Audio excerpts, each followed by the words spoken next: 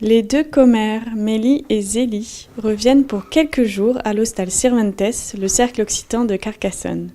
À l'occasion des Febrejados, l'association Carcassonne de Laurent Mallard organise une exposition de 50 de ses caricatures bien connues. Une plongée historique et ironique dans la vie locale carcassonnaise.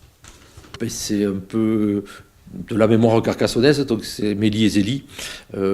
C'est au tournant des années 1980-1990, dans la Dépêche du Midi, à la demande de Jacques Arinaud, qui était rédacteur en chef à Carcassonne, et qui avait vu Raymond Gougaud, postier et écrivain, et son collègue Jean-Jacques Courcial, qui avait une certaine capacité à dessiner des personnages, pour imaginer un point de vue humoristique toutes les semaines sur l'actualité locale. Donc cela a duré 4 ans, cela fait 200 dessins où étaient croqués les principaux personnages de la vie politique et culturelle carcassonnaise.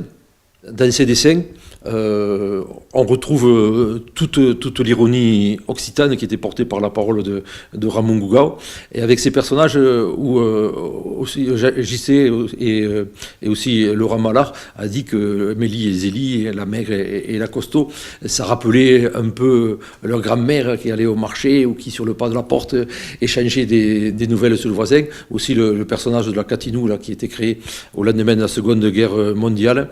Et donc, pour tous ceux qui sont amateurs, qui disent qu'il y a de l'accent, de la saveur et tout ça, on retrouve ce trait aussi bien dans le dessin qu'il y a juste 3 phrases, mais alors c'est très riche de sens et d'humour.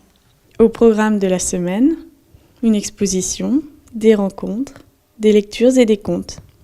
Ce mercredi soir 21 février à 18h30, on reçoit les auteurs de l'association Village Alpaïs qui ont travaillé pendant toute une année sur la Malepère, qui ont fait un bel ouvrage historique, géologique, géographique et ethnologique qui viendront présenter ce travail. Et puis vendredi, donc le 23, 18h30, c'est Bernard Berger, de son nom d'artiste Bernard Lukuntaire, qui vient là du sud de la Haute-Garonne et qui viendra dire des contes de la tradition, ou même certains qu'il a transformés à sa manière. Une exposition à voir et à revoir tout au long des Febrejados, qui continue ce mercredi et ce vendredi à partir de 18h30.